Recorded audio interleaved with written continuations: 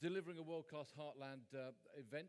My name is Anthony Oliver. I'm your moderator, and by the look of it, Chief Cat Herder this morning. It is great that you're all having such fantastic conversations, but I was just feeling a bit lonely in here, so thank you very much for coming through and interrupting those. Welcome, as I say, to this Economic Heartlands 2022 conference. This is, amazingly, the 6th time that we've put this event on, but it's the first time we've held it here in Milton Keynes. Has everyone been to the stadium here before? No? Yes? A few. There's an MK Dons fan there. I can see him at the back. I'm actually more aligned to AFC Wimbledon. Apparently that's not a conversation. Apparently that's not a conversation that one has round here, apparently. As my mate said to me, "You're dead to me. I can't believe you're going there." Anyway, let's not get too bogged down. Well, we can if you like. I don't mind, you know. Right. If you've been to, well, no, I suppose it is great that you're all here, and we have got some really fantastic speakers lined up for you today, some great discussion to have about some really important issues. And I do want you to get involved. This is an opportunity for you to hear what's going on, to learn about what is happening around the corner for this fantastic region, which covers a huge amount of geographical area, but also a huge amount of different social activities that are going on, different things that are going on. So really great opportunities here for this region to lead the UK's through to its economic growth aspirations. It is an opportunity for you to ask questions and to get stuck in, to leave, I hope, knowing the answers to the questions that you really want to hear. If you've been to these events before, you'll be pleased to know we refreshed the format slightly. Yes, we're going to be in a single stream. We're going to be hearing some presentations. We're going to be having some Q&A sessions with some panels. But we're also going to be breaking out into various parallel sessions throughout the afternoon. Don't be scared. I'll explain how that works. It's all on the program, but I'll guide you into the different parallel streams as we get there. And all the information you need to know about the event is all on the website, worldclassheartland.com. It's actually been reconfigured so it looks like an app, so it should be all the information there, the program, the speaker profiles, the attendee lists. And on that note, I'd like to also have a huge thanks to the event partners and platinum, particularly the platinum partner Atkins, gold partner Cllr, and silver partner WSP. You'll see their exhibition stands around the auditorium today. Do get involved and have a chat with them. We couldn't do this kind of thing without them. We're also going to be using Slido. You know what Slido is, don't you? Yes, everyone nods. What's Slido? It's on your phone. It's on your app. If you've got a smartphone, go to the Slido app, download the app, or go to the website, slido.com, I imagine. Basically, we're going to be using this Slido app to, the event name is Economic Heart. And if you type that in, you'll get into the event app, the event part of the Slido app. We're going to use that to get Q&A questions, so go to the Q&A slot to do that. But we're also, and hold tight, because we're going to be using the Slido word cloud generator. Oh yeah. The word cloud generator. So basically, what we're going to be asking you to do is throughout the day to go to the poll section and just put in some things that are top of your mind, what's on your mind, express an important take-home or an important word or an important feeling or thought that you've got at that moment. Just go and put it in there, and it'll appear on a word cloud somewhere on a screen near me. I imagine somewhere. That just basically gives us an idea of what you're thinking about and what is happening there. And we're going to refer to that throughout the day. I say we're also going to be using it for Q&A. It basically makes the day flow. I always have loads of questions, but if you can put your questions in the Slido app, it means that I can refer to them along the way. And I may actually come to you with a microphone to put that question live. So do use that, and we may well also go for the old school putting questions live. But time is always against us, so that it's often easier if we can tee those up on Slido. So get involved there. A few bits of housekeeping. Wi-Fi is DoubleTree. The Wi-Fi code, I think it's on the screen, DoubleTree 19. Is that on there? Yes, I think it's on there. So you use that. There's no planned fire alarms today. So if the alarms go off, it's real. Remain calm and follow the hotel staff out. And all the refreshments and the teas, coffees, and lunch will be out where you were, and the loos are out there as well. So that's all through the double doors of the way you came in. Right. Enough from me. We're going to kick off the day by hearing, I suppose, a bit of background, a bit of an overview of what is happening and what we hope will be happening in the Heartland region. In a few moments' time, we're going to hear from EEH Managing Director Naomi Green, who is going to, set the scene in terms of what is happening with the Heartland organisation. And we're going to be putting some questions to her as well. Oh, yes, make no mistake about that. But just to kick things off, and I suppose to properly opening proceedings, please welcome Councillor Richard Wenham, leader of Central Bedfordshire Council, and principally, though, he's here today as chair of England's Economic Heartland. So, Councillor Wenham, the floor is yours. Round of applause.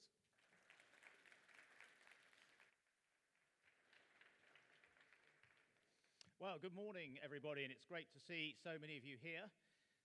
Making this long journey into the middle of the heartland at Milton Keynes. And obviously we've already got off to a contentious start, which I'm not going to venture into, of AFC Wimbledon versus MK Dons. Happily, Central Bedfordshire is far away from the MK Dons stadium, so I don't have to pronounce on my views on that particular item. So I'm really pleased to see so many of you here. I'd like to welcome particularly the other board members of EEH and also our senior representatives from the Department for Transport. I know we've already mentioned our lead sponsors, but I'd like to add my thanks to Atkins, our platinum sponsor, and also to Cllr and WSP and any others that have contributed to supporting this conference. So why are we all here today? And it's mentioned this was the 6th of these conferences. I think it's an opportunity both to take stock of what's been achieved over the last year, but more importantly to see what we can look forward to in what some of us might describe as challenging economic times. It's also an opportunity for us to exchange our views about particular projects and initiatives, and how important either one of those may be in terms of the transport hierarchy. Also importantly, to celebrate our achievements of our partners and to understand how we can collaborate more closely together to achieve the goals that I think we all want for this region. And lastly, I think it's important that we use the conference to try and understand what are tangible takeaways that we can use in our everyday project experiences, and we can also use to inform and lobby government for the outcomes that we wish. So EEH plays a leading role in bringing together all the various transport initiatives and policies for the region and communicating those to government. And one of the key challenges when I took on this job as chair, following on from the excellent leadership from Councillor Martin Tett, who established EEH and did so much to make it a leading force with the Department for Transport, is to actually ensure that we can work more closely together, collaborate more readily, and build those strong links, not just with government and our partner local authorities, but also with the other strategic transport boards. And we work very closely with Transport for the East and Transport for the South East, with a common goals of policy across the area. We also look to provide strong political leadership to the various policies that we establish in the region, and we provide support to that through an evidence base that is maintained, particularly led by our new Managing Director, Naomi Green, who I'm sure many of you knew in her previous guise as supporting much of that evidence gathering. We also recognise the very significant financial support that we receive from the Department for Transport, and we were absolutely delighted to receive an increased budget this year, even in these straitened times, and also specifically extra project funding to support our work coordinating the net zero ambitions across the various STBs, and to establish a delivery centre of excellence, which I'm sure we will hear more during the day. So I think it's really important that we deliver and demonstrably deliver added value both to our partners, our local authorities, but also to government. And I'd like to hope that we'll see that shown today.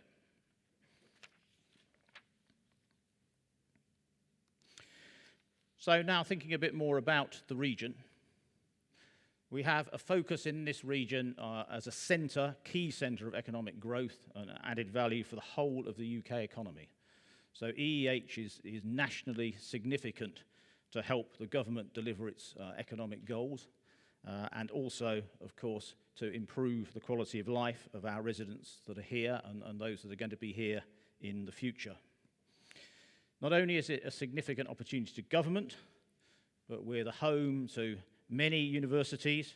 Oxford, Cambridge, obviously stand out at either end of EEH, but also Cranfield, the largest provider of master's level engineering graduates, the Open University, the new MKU University specialising in science and tech, Hertfordshire, where EEH has many significant relationships to do work on transport initiatives with the Smart Mobility Unit, and Northampton University in the northern part of our area. And those are home to really significant businesses and enterprises, so world-renowned life sciences based right across the EEH area, not just in Oxford and Cambridge, but in Stevenage, in Aylesbury, and Swindon, with aerospace activities in Oxfordshire, in Westcott, in Luton, in Cranfield, and also in Stevenage. And we have a burgeoning creative sector looking at places like Pinewood, Elstree, Leavesden, AI and digital activities in Oxford and Milton Keynes and Cambridge. But that growth is being constrained by problems with our transport infrastructure, limits with air quality, with emissions, are all conspiring to reduce productivity. And there's so much more we could do in this region with appropriate investment and infrastructure. And of course, key to that, and we'll be hearing more about that from our next speakers, is the completion of East-West Rail. And I think we're all waiting with clear ears for what the Chancellor might have in store for us tomorrow. So yes, whilst East-West Rail is a priority, we also need investment in all transport modes. More rail investment for things like Ely Junction, Didcot and Swindon, mass rapid transport projects in Hertfordshire and Milton Keynes, more investment in buses. And whilst the region did get some investment in the BSIP initiative, I know many local authorities were disappointed that they received no funding, and that's something that we took up very strongly with the Department for Transport. Also, it's not all about motorised transport. We have the Varsity Way initiative, of which more in a minute, investment in the major roads network, and key connectivity studies that we've either completed or in the progress of completing.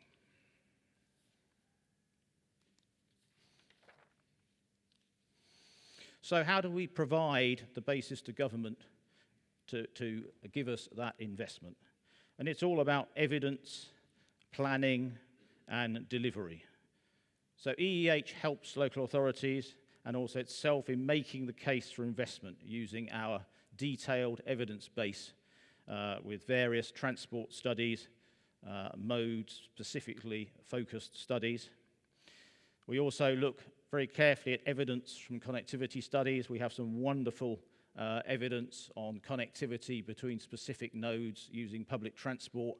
I always like to highlight one of the studies on bus journey connectivity, particularly Luton and Dunstable, which is just an order of magnitude ahead of the connectivity with public transport in most other parts of the region. And the reason for that is the establishment of the busway, which provides a known, regular, sound piece of infrastructure that people can rely on. So there are real lessons in this, and in fact we provided that evidence very recently again in a summary to key partners at DFT. Also, we need to look at how all these things come together into our transport strategy that we refreshed this year and published in our updated business plan. We have focused studies on particular projects as well that are used to justify investment and support our local authority partners. And we have a specific focus on projects that I've already mentioned, like East-West Rail, but also road projects like the A428, which I know is very dear not only to me, but also to Mayor Dave, who is hiding at the back unusually. Hello, Dave. And also the difference, so we look at delivery that existing schemes have already made.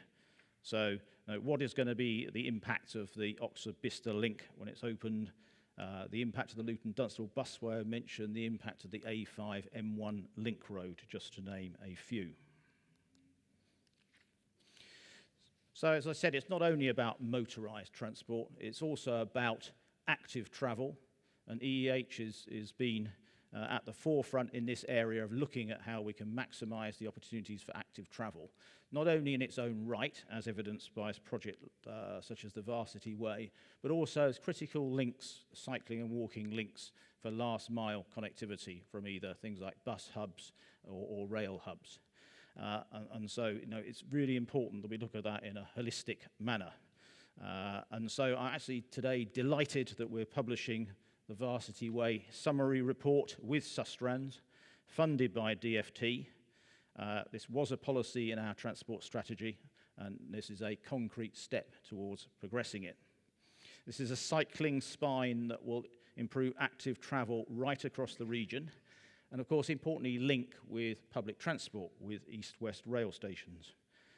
It's not only a potential to be a leisure and tourism route, but also to provide that day-to-day connectivity to allow people to cycle and walk safely in those last-mile connections.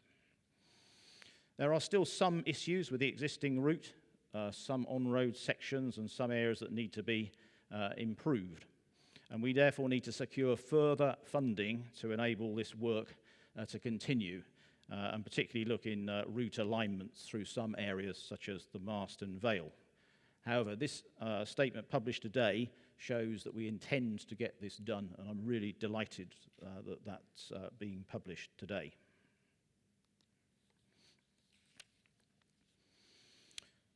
So this is only something year by year. It's very important we have continuity, and therefore we were delighted to get indication of a 3-year budget from DFT. So that's really important to our team. It allows us to plan for stability, future expansion in particular projects, in the certainty that we have that money present. So I'd really like to thank DFT, not only for being able to give us that certainty over 3 years, but also for the additional in-year funding that we received this year. So there are 7 elements in our business plan that are listed on the slide.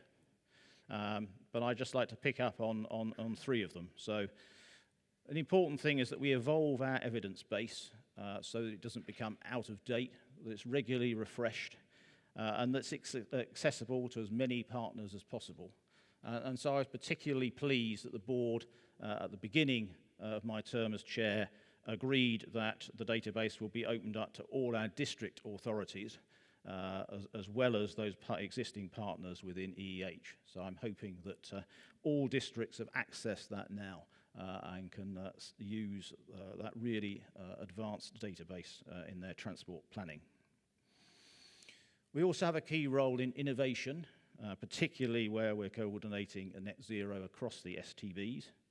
And I'm delighted that Emily Darlington, Councillor Darlington, who's an EEH board member, has taken the lead on bringing together our innovation strategy and projects.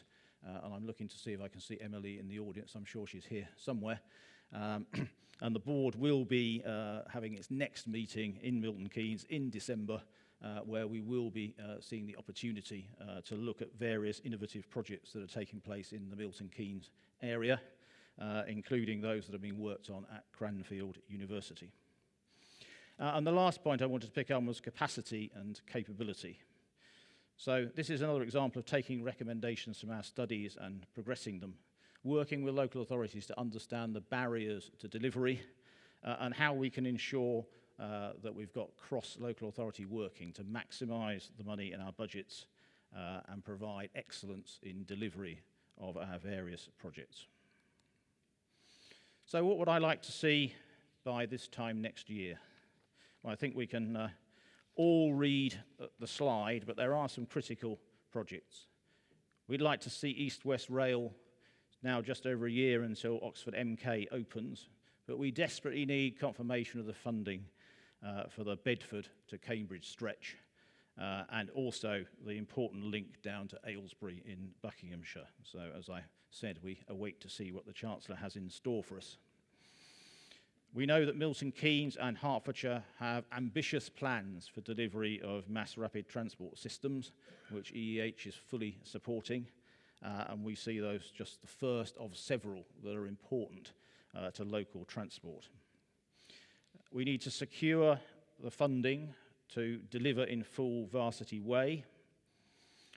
We also want to play our full part in helping to set national rail priorities, with STBs having a formal role in contributing to strategic legislation.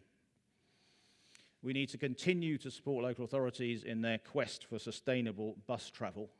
And unfortunately, at the moment, we see news stories week by week of bus routes being withdrawn rather than being expanded. And this is a huge worry to our residents, but also it's a massive barrier to us delivering our ambitions for net zero across EEH. We also have a project to look at roads in a net zero world. So EEH intends to provide studies and work with partners into the role of roads in the future. You know, roads are not going to go away. We have to understand how they will work in a net zero transport world, and where there should be investment and what that investment should be, including such things obviously as EV infrastructure, which is sadly lacking in many parts of the area. So with that, I'd like to draw my comments to a close and invite Naomi Green, our Managing Director, up to the podium to carry on the conference. Thank you, everybody.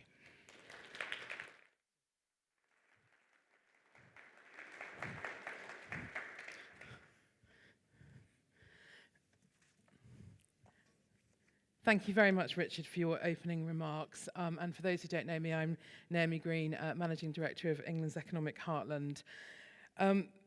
So before I start, I started by reflecting on the year that we've just had as I thought about my presentation. And it was quite exhausting. I reflected, first of all, on for EEH, it's been a year of consolidation as we move towards our 3-year plan as Councillor Wenham set out.